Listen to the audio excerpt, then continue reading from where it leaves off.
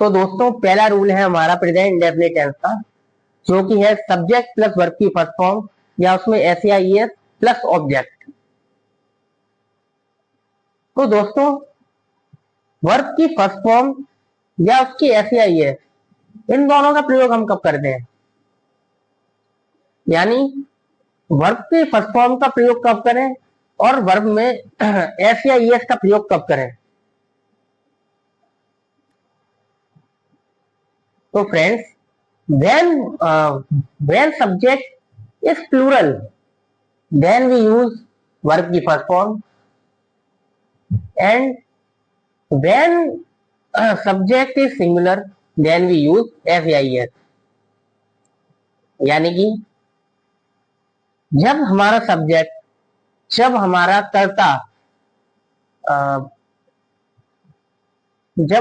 कर्ता प्लूरल होता है तब हम वर्ब की फर्स्ट फॉर्म का यूज करते हैं, और जब हमारा कर्ता सिंगुलर होता है तो हम वर्ब में एसईआईएस का प्रयोग करते हैं। तो प्लूरल सब्जेक्ट कौन कौन से होते हैं? फॉर एग्जाम्पल वी, यू, दे और आई, ये प्लूरल सब्जेक्ट हैं। इनके साथ हमेशा वर्ब की फर्स्ट फॉर्म ही आएगी। और सिंगुलर कर्ता for example he, she, it, और नेम ऑफ पर्सन या थिंग, इनके साथ हमेशा वर्ब की एस या ईएस फॉर्म जुड़ेगी। फॉर एग्जाम्पल राम खाना खाता है, राम ईट्स फूड, यानी इसमें राम करता है और ये एक सिंगुलर है क्योंकि ये किसी व्यक्ति का नाम है, इसीलिए इसमें एसईआईएस का प्रयोग होगा। राम ईट्स फूड, वह खाना खाता है, ही ईट्स फूड, क्योंकि ही एक सिंगुलर सब्जेक्ट है। यदि हम बात करें तुम खाना खाते हो, यू ईट फूड, या फिर मैं खाना खाता हूं, आई ईट फूड, तो इसमें जो सब्जेक्ट है यू और आई, ये प्लूरल सब्जेक्ट है, इसलिए इनके साथ वर्ब की हमेशा फर्स्ट फॉर्म ही आएगी। अब प्रेजेंट इंडेफिनिट के कुछ और रूल्स को देखेंगे। राइटिंग पे गौर ना करते हुए हम मुद्दे पे आते हैं।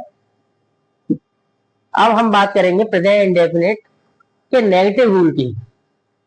प्रेजेंट इंडेफिनिट के नेगेटिव रूल में सबसे पहले सब्जेक्ट प्लस डू या does plus not plus verb की फर्स्ट फॉर्म प्लस ऑब्जेक्ट, ये प्रेजेंट इंडेफिनिट के नेगेटिव का रूल रहता है। अगर हम बात करें कि हमें डू कब लगाना है और डज कब लगाना है, तो इसमें पहले वाला ही सिनेरियो बनेगा। प्लूरल के लिए जब हम वर्ब की फर्स्ट फॉर्म का प्रयोग करते थे, और सिंगुलर के लिए हम एस या ईएस का प्रयोग करते थे अफर्मेटिव में। ऐसे ही इसमें नेगेटिव के केस में जब हमारा सब्जेक्ट प्लूरल होगा तो हम डू का प्रयोग करेंगे, और जब हमारे सब्जेक्ट सिंगुलर होंगे तो हम डज का प्रयोग करेंगे। फॉर एग्जाम्पल मैं बाहर नहीं जाता हूं, I don't go outside. Ram cycle नहीं चलाता है, Ram doesn't ride bicycle. Mummy खाना नहीं बनाती हैं, मॉम डजंट प्रिपेयर फूड। हम सब स्कूल नहीं जाते हैं, we don't go to school. अब हम बात करें प्रेजेंट इंडेफिनिट के इंटेरोगेटिव पार्ट की, तो इंटेरोगेटिव का रूल हो जाएगा डू या does plus subject plus verb की फर्स्ट फॉर्म प्लस ऑब्जेक्ट। इसी प्रकार से प्रेजेंट इंडेफिनिट में इंटेरोगेटिव डबल इंटेरोगेटिव का रूल है WH क्वेश्चन वर्ड्स, डू या does plus subject plus verb की फर्स्ट फॉर्म प्लस ऑब्जेक्ट। अब इसमें WH क्वेश्चन वर्ड क्या है? WH क्वेश्चन वर्ड इज वह क्वेश्चन वर्ड जिसके आगे WH लगता है वह WH क्वेश्चन वर्ड कहलाते हैं। जैसे वाई, हु, वेयर, व्हेन, ये सभी WH क्वेश्चन वर्ड हैं। अगर किसी सेंटेंस में क्वेश्चन पूछा जा रहा है और उसमें WH सेंटेंस के वर्ड्स आए तो सबसे पहले रूल्स के मुताबिक WH क्वेश्चन वर्ड्स को हम पहले लिखेंगे। अब हम दोनों के दो एग्जांपल देखते हैं। जैसे क्या तुम स्कूल जाते हो? Do you go to school? क्या वह स्कूल जाता है? Does he go to school? क्या मैं स्कूल जाता हूं? Do I go to school? Do I go to school? तुम स्कूल में क्या करते हो? What do you do in school? तुम पार्क में खेलने क्यों जाते हो? Why do you go to park for play? तो ये इंटेरोगेटिव के कुछ एग्जांपल्स हैं। तो दोस्तों अब हम बात करने वाले हैं प्रेजेंट कंटिन्यूअस टेंस के बारे में। तो प्रेजेंट कंटिन्यूअस टेंस का फर्स्ट रूल जो कि अफर्मेटिव का रूल है वो है subject plus is am are plus verb में आईएनजी और प्लस ऑब्जेक्ट। तो बेसिकली इस रूल में जो इजेमआर प्रयोग हो रहे हैं वो भी सिंगुलर और प्लूरल सब्जेक्ट के अनुसार ही यूज होंगे। जैसे कि प्लूरल सब्जेक्ट के लिए हम हमेशा यूज करेंगे आर का और सिंगुलर सब्जेक्ट के लिए हम हमेशा यूज करेंगे इज का। लेकिन आई एक लौता एक ऐसा सब्जेक्ट है जिसके साथ हम एम का प्रयोग करते हैं। तो आई के साथ हमेशा एम का प्रयोग होगा, ही, शी, इट और नेम के साथ हमेशा इसका प्रयोग होगा और दे, वी, दीज इन सभी के साथ हमेशा आर का प्रयोग होगा। For example they are playing cricket, we are playing cricket, these are playing cricket. I am going to school, I am going to market, I am going to college. Other side हम बात करें negative के rule की तो ये होगा subject plus is am are plus not plus verb में ING plus object. For example I am not playing cricket, I am not teaching, I am not having food।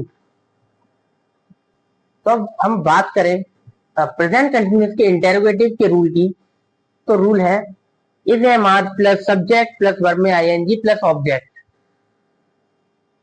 For example are you going to school? Are you playing cricket? Are you playing hockey? Are you watching movie? Is he watching movie? Is he going to market? तो अब हम बात करेंगे present perfect tense की। तो उसका first rule affirmative का वो है subject plus have plus verb की थर्ड फॉर्म प्लस ऑब्जेक्ट। इसका नेगेटिव रूल है subject plus have plus not plus verb में थर्ड फॉर्म प्लस ऑब्जेक्ट। और इसका इंटेरोगेटिव का रूल है have plus subject plus verb में third form plus object. For example have you done your work? Have you taken your lunch? I have taken my lunch, I have done my homework. Has Ram gone? Ram has gone, Ram has not gone. हाँ दोस्तों अब हम बात करने वाले हैं present perfect continuous tense के बारे में। तो इसका फर्स्ट रूल जो कि अफर्मेटिव का रूल है वो है subject plus has plus being plus verb में ING plus object. For example Sheetal 4 महीनों से किताब लिख रही है। Sheetal has been writing a book for 4 days. मैं 10 हफ्तों से कार चलाना सीख रहा हूँ.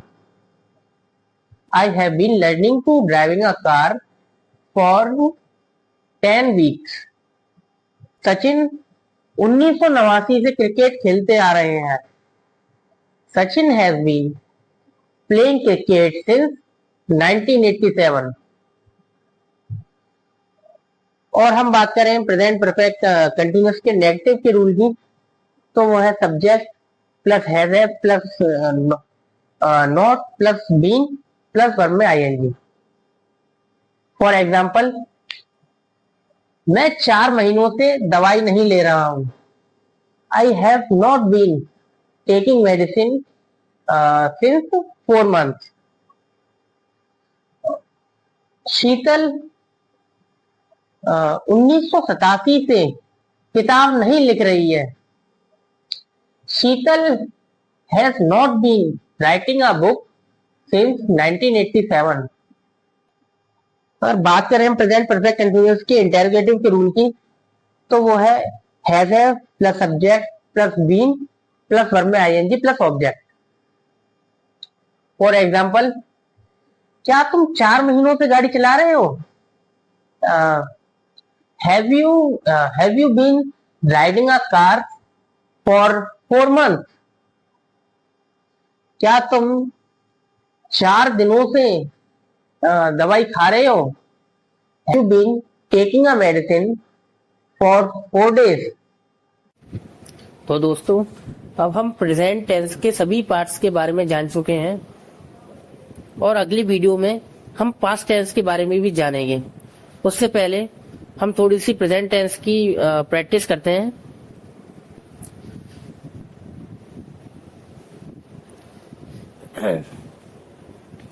क्या तुमने कार्य पूरा कर लिया? आप मुझसे पहले करने का ट्राई करें. अपने माइंड में ही उस रूल को याद करके बनाने की कोशिश करें. क्या तुमने कार्य पूरा कर लिया? Have you done your have you completed your work? Have you completed your work? क्या वह जा चुका है? Has he gone? Has he gone? Question mark. मैंने मूवी देख ली. I have watched movie. क्या तुमने खाना खा लिया? Have you taken food? अब आप सोचेंगे ईट या एट, ईटन क्यों नहीं लगाया मैंने. हम टेक खाना अगर हम खाते हैं या फिर कोई चीज लेते हैं तो हम हैव या टेक का ही प्रयोग करते हैं. तो इसमें हो जाएगा हैव यू टेकन फूड. मैंने अपना गृह कार्य पूरा कर लिया. I have completed my homework. वह 1997 से मैच देखता आ रहा है. वह 1997 से मैच देखता आ रहा है. आप मुझसे पहले बनाने की कोशिश करें. He has been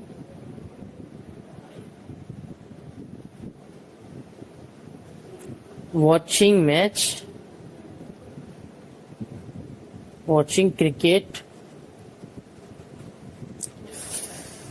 since 1997. वह 4 दिनों से किताब लिख रही है. She has been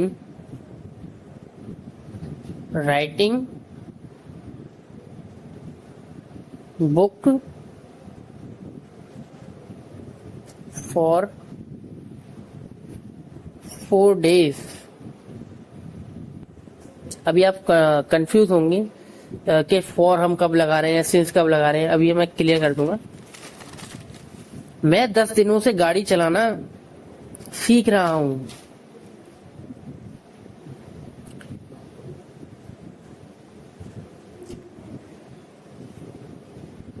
I have been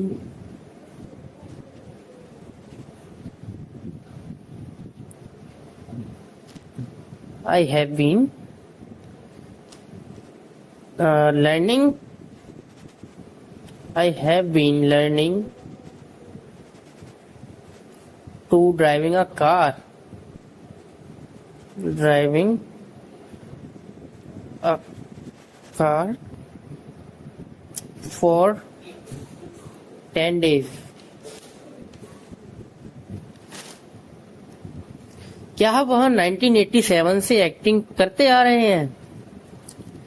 Has he been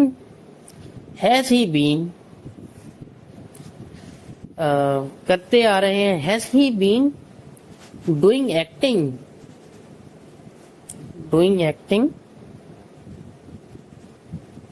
since 1987?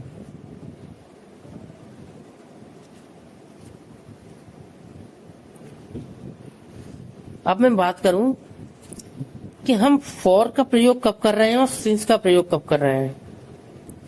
तो दोस्तों, फॉर होता है इनडेफिनेट टाइम के लिए, यानी अनिश्चित समय के लिए, और सिंस होता है निश्चित समय के लिए। अनिश्चित समय जैसे 4 दिन, 4 हफ्ते, साल, या फिर आ जाए महीने।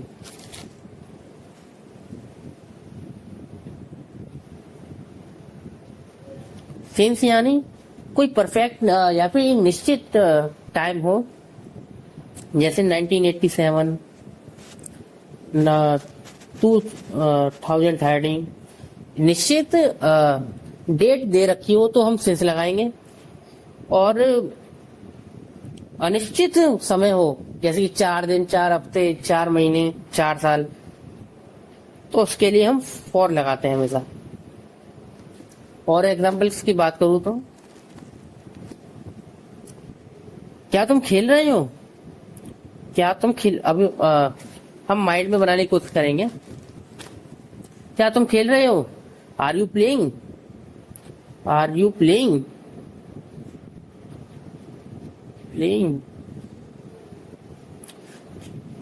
क्या तुम लिख रहे हो? Are you writing?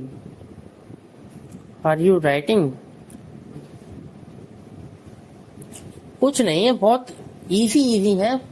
बस आप तरीका देख लीजिए कि सेंटेंस को कैसे बनाना है, इंटेरोगेटिव में कैसे बनाना है, नेगेटिव में कैसे बनाना है।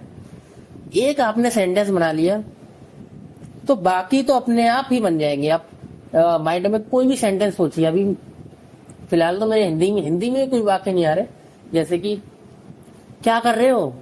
What are you doing? क्यों कर रहे हो? Why are you doing? तुम लिख क्यों रहे हो? Why are you writing? और तुम गाड़ी क्यों चला रहे हो? Why are you riding a bike? और ऐसे आप दिमाग में, अगर आपको रूल पता हो और आप दिमाग में कोई सेंटेंस बना रहे हो अपने हिंदी में, तो आप, अगर आपको रूल पता है तो आप एक झटके में ही आप इंग्लिश में ट्रांसलेट कर लोगे। इतना मैं गारंटी दे रहा हूँ। सिर्फ जो मैंने रूल बताए हैं मैंने इससे पहले आपको, वो आप रट लीजिए, घोर के पी जाइए। आप हिंदी में जैसी वाक्य आएगा, चुटकी बजाते हुए आप तो इंग्लिश में ट्रांसलेट कर दोगे। ये गारंटी है मेरी। ओके गाइस, तो सी यू, मिलते हैं अगली वीडियो में। अगली वीडियो में हम बात करेंगे पास्ट के सभी चारों प्रकार की। Okay guys, thank you for watching my video. जय हिंद, जय भारत।